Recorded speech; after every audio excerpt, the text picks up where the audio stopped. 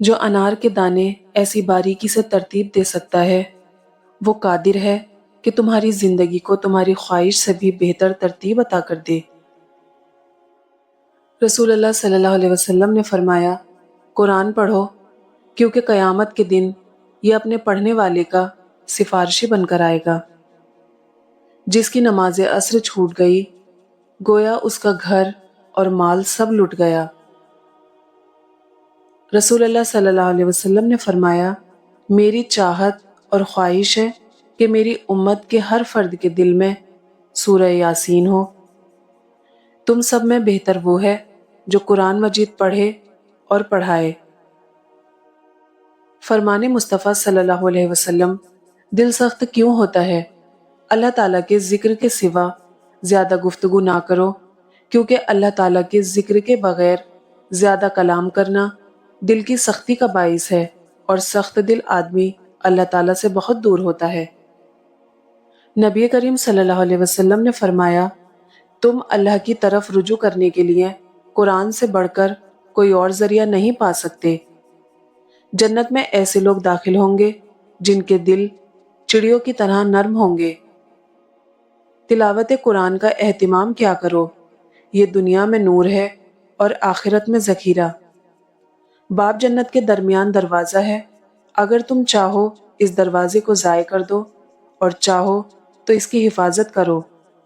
جب تم کسی چیز کو چھوڑ دیتے ہو تو وہ مرجھا جاتی ہے، لیکن جب تم قرآن کو چھوڑ دیتے ہو تو تم خود مرجھا جاتے ہو۔ رسول اکرم صلی اللہ علیہ وسلم نے ارشاد فرمایا، حلال چیزوں میں اللہ کے نزدیک سب سے زیادہ ناپسندیدہ اور مبعوث چیز طلاق ہے۔ سلام میں پہل کرنے والا شخص اللہ کا سب سے زیادہ قریبی ہے۔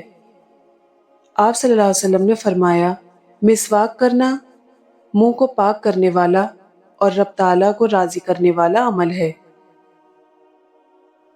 اے لوگو، استغفار کرو، میں دن میں 100 مرتبہ استغفار کرتا ہوں۔ قرآن کی یہ خوبصورتی ہے کہ تم اسے بدل نہیں سکتے، لیکن یہ تمہیں بدل سکتا ہے۔ آپ صلی اللہ علیہ وسلم نے فرمایا کہ بستر پر جاؤ تو آیت الکرسی پڑھ لیا کرو، اللہ تعالیٰ کی طرف سے تمہارا ایک حفاظت کرنے والا مسلسل تمہارے ساتھ رہے گا، اور کوئی شیطان صبح تک تمہارے پاس نہیں آئے گا۔ جو شخص بسم اللہ الرحمن الرحیم کی تلاوت کرتا ہے تو اللہ تعالیٰ بسم اللہ کے ہر حرف کے بدلے میں اس کے نامہ اعمال میں 4000 نیکیاں درج فرما دیتا ہے، اور اس کے 4000 گناہ معاف فرما دیتا ہے، اور اس کے 4000 درجات بلند فرما دیتا ہے۔ اللہ تعالیٰ ایسے شخص کو اپنے عرش کے سائے میں جگہ دے گا جس نے تنہائی میں اللہ کا ذکر ایسے کیا کہ اس کی آنکھوں میں آنسو جاری ہو گئے۔ اگر لوگوں کو درود شریف کی باطنی کیفیت کا پتہ چل جائے تو وہ سانس لینا بھول سکتے ہیں، پر درود شریف پڑھنا نہیں بھول سکتے۔ افضل ایمان یہ ہے کہ تمہیں اس بات کا یقین ہو کہ تم جہاں بھی ہو خدا تمہارے ساتھ ہے۔ ایک روز حضرت جبرائیل علیہ السلام آپ صلی اللہ علیہ وسلم کے پاس آئے اور کہا کہ میں دنیا کے سارے درختوں کے پتے گن سکتا ہوں، پانی کے قطرے اور ریت کے سارے ذرے گن سکتا ہوں، لیکن اس شخص پر اللہ تعالیٰ کی رحمتوں کی تعداد نہیں گن سکتا جو آپ صلی اللہ علیہ وسلم پر درود بھیجتا رہتا ہے۔ حضرت ابوبکر صدیق رضی اللہ تعالیٰ عنہ فرماتے ہیں کہ رسول اللہ صلی اللہ تعالیٰ علیہ وسلم نے ارشاد فرمایا، ہر گناہ کی سزا قیامت تک کے لیے مؤخر کیا جا سکتا ہے، لیکن ماں باپ کے نافرمان کی سزا اس کے مرنے سے پہلے ہی شروع ہو جاتی ہے۔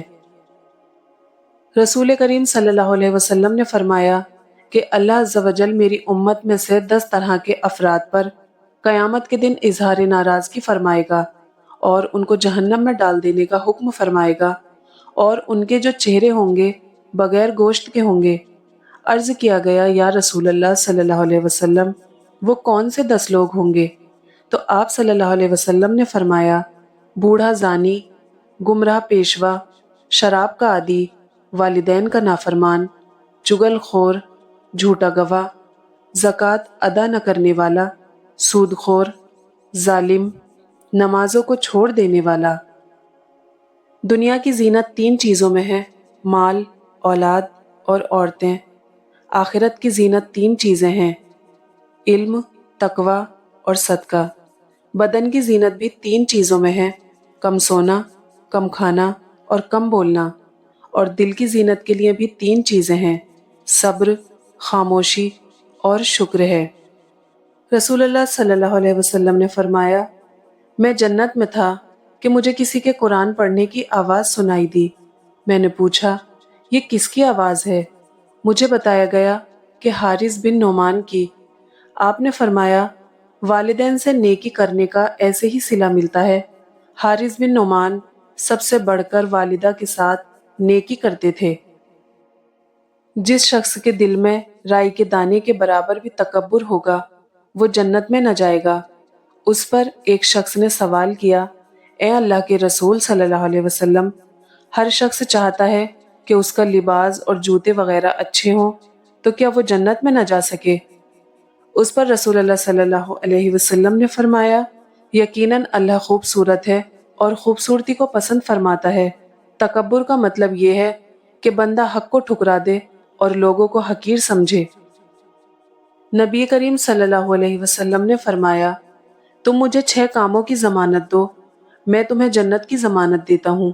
جب بات کرو تو جھوٹ مت بولو، وعدہ کرو تو خلاف ورزی نہ کرو، امانت میں خیانت نہ کرو، نگاہیں جھکا کر رکھو، اپنا کردار پاکیزہ رکھو، ہاتھ کنٹرول میں رکھو۔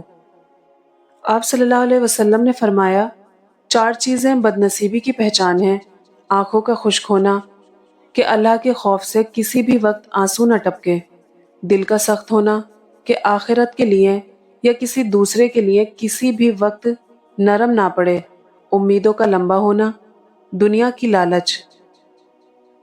جس شخص سے کوئی گناہ سرزد ہو جائے پھر وہ اچھی طرح وضو کرے اور اٹھ کر 2 رکعت نماز پڑھے اور پھر اللہ سے معافی مانگے تو اللہ تعالیٰ اسے ضرور معاف فرما دیتا ہے۔ جس جوان نے کسی بوڑھے شخص کی اس کے بڑھاپے کے سبب تعظیم و تکریم کی، اللہ تعالیٰ اس کے بڑھاپے کے لیے ایسے شخص کو مقرر کرے گا جو اس کی تعظیم و تکریم کرے گا۔ فرمان مصطفیٰ صلی اللہ علیہ وسلم، جس نے رات کے وقت سورہ دخان کی تلاوت کی تو وہ اس حال میں صبح کرے گا کہ اس کے لیے 70,000 فرشتے استغفار کر رہے ہوں گے۔ آپ نے فرمایا، برتنوں کے توڑنے پر ملازموں کو مت مارو، کیونکہ لوگوں کی طرح برتنوں کا بھی ایک وقت مقرر ہے۔ رسول اللہ صلی اللہ علیہ وسلم نے فرمایا، 7 طرح کے لوگ ہوں گے جن کو اللہ اس دن اپنے سائے میں جگہ دے گا، جس دن اس کے سائے کے سوا اور کوئی سایہ نہ ہوگا۔ اس میں ایک وہ شخص جس نے تنہائی میں اللہ کو یاد کیا اور بے ساختہ آنکھوں سے آنسو جاری ہو گئے۔